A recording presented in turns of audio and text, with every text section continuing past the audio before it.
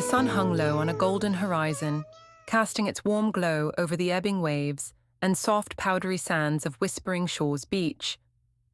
Families played, seagulls squawked, and the salty breeze carried the laughter of children, building castles that the tide would soon reclaim.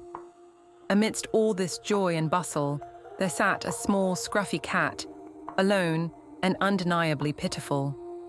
The cat's fur, once a silky grey, was now matted with sand and seaweed.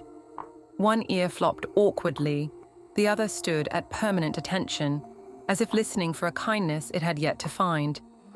Its green eyes, bright but weary, peered out from a face that seemed to wear a perpetual frown. It sat on a flat rock near the shore, tail curled tightly around its body, as if trying to shield itself from the world.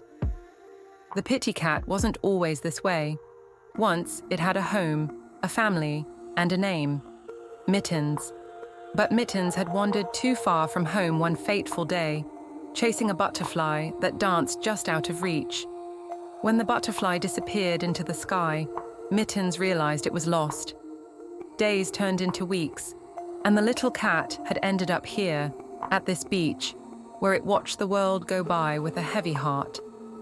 The beachgoers noticed the cat but didn't linger. "Poor thing," they'd say, offering a scrap of food or a brief pat on the head before moving on. Mittens appreciated the small gestures, but longed for something more, a place to belong again.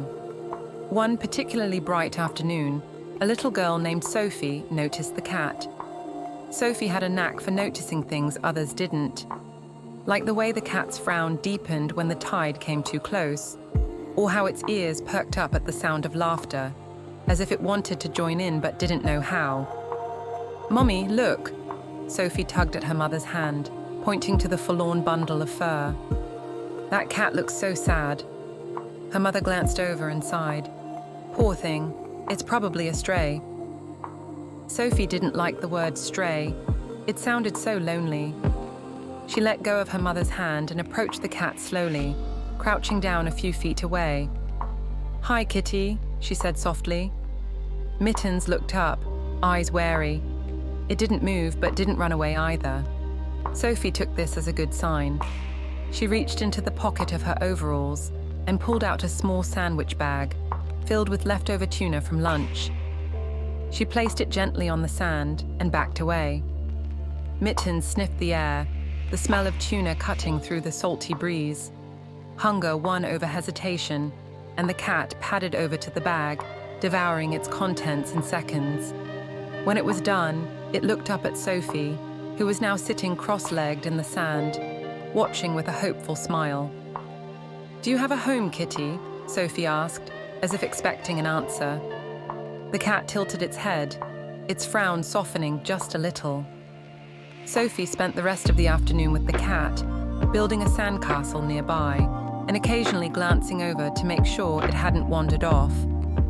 To her delight, the cat stayed, curling up on the rock and watching her with mild curiosity. When the sun began to set, painting the sky in shades of pink and orange, Sophie's mother called her. "Time to go, sweetheart." Sophie looked at the cat, her heart sinking.